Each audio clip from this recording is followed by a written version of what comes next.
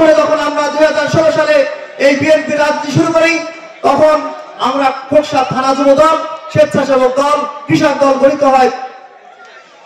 সেই সময় আমরা যখন ইউনিয়ন কমিটি গঠন করতে যাই, আমরা এই দুই ইউনিয়নে যারা বিএনপির সাথে রাজনীতির সাথে জড়িত, বিভক্তির কারণে তারা আমাদের সাথে আসে নাই।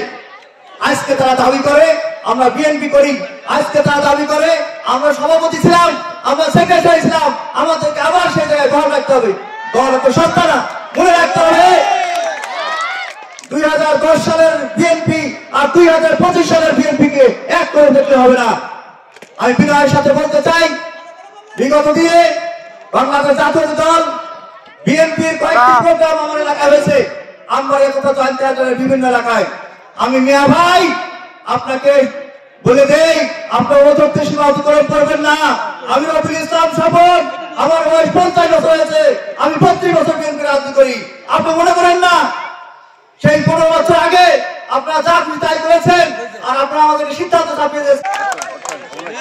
দ্বিতীয় প্রেক্ষাপট 5ই আগস্টের পরের প্রেক্ষাপট, আমরা জাতীয় দল বিএনপি করি, আমাদের জাতীয়তাবাদে বিশ্বাস করি, আমাদের নয়নের মণি, আমাদের ধারণ বহনকারী, আমাদের তারেক রহমান যে 31 দফা দিয়েছে, আমরা কি এই 31 দফাকে পড়ে দেখেছি?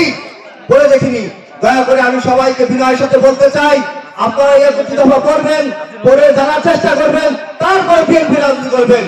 সুতরাং আমি আবারও আহ্বান জানাবো, এই 31 দফায় আমাদের দেশ নায়ক তারেক রহমান কি মেসেজ বা কি বার্তা দিয়েছেন আমার পকেটে আছে। 31 দফা, এই যে 31 দফা, 31 দফা আপনারা সংগ্রহ করবেন না। যে সময় সংকীর্ণ, আমি বিনয়ের সাথে আপনাদের কাছে ক্ষমা চেয়েছি। ভবিষ্যতে যাতে আমরা এই এলাকায় আমাদের বর্তমান থানার আহ্বায়ক, খোকসা থানা বিএনপির আহ্বায়ক জনাব আলাউদ্দিন খানের হাত ধরে বাংলাদেশ জাতীয় বিএনপিকে আমরা উত্তরোত্তর আমরা সামনে দিকে এগিয়ে যাই, সেই দোয়া এবং আশীর্বাদ চেয়ে আমি শেষ করছি। জেলা সমিতির সম্মানিত সভাপতি, খোকসা কুমারখালীর মা মাটি মানুষের সন্তান জনাব শেখ সাথী সাহেব বিশেষ অতিথি হিসাবে উপস্থিত আছেন, যার নেতৃত্বে 1971 সালে খোকসা পাক হানাদার মুক্ত হয়েছিল। খোকসা রাজনীতির অভিভাবক, আমাদের অভিভাবক বীর মুক্তিযোদ্ধা জনাব আলাউদ্দিন খান সহ আমার এইমাত্র উপস্থিত হয়েছেন আমার ছোট ভাই আতিকুর রহমান সবুজ সহ সকলকে আমার জয়ন্তী আয়োজনের পক্ষ থেকে এবং আম্বারের পক্ষ থেকে শুভেচ্ছা ও অভিনন্দন জানাচ্ছি।